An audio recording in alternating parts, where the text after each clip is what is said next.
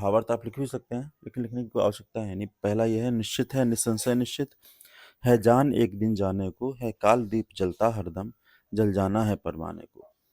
तो इन पंक्तियों से कवि के कहने का तात्पर्य या कवि के कहने का अभिप्राय यह है कि यह बात बिल्कुल निश्चित है, बिना किसी संशय के निश्चित है, इस बात में कोई संशय नहीं किया जा सकता कि एक दिन हम सभी को जाना है। जो इस संसार में जिसका भी जन्म हुआ है उसकी मृत्यु निश्चित है। हर समय काल रूपी दीपक जलता रहता है।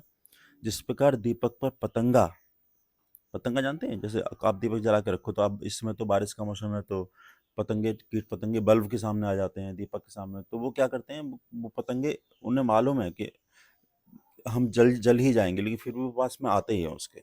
तो इसी प्रकार हम सभी को भी ये जो हमारा काल रूपी दीपक जल रहा है, तो हम सभी को भी एक दिन चले ही जाना है।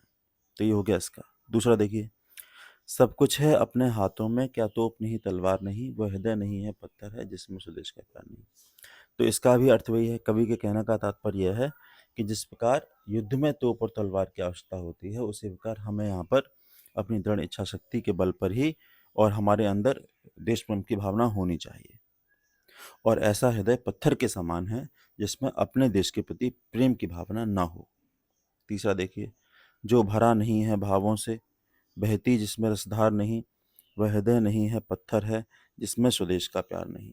तो ये यही सबसे प्रसिद्ध लाइनें हैं। इनका अर्थ तो आपको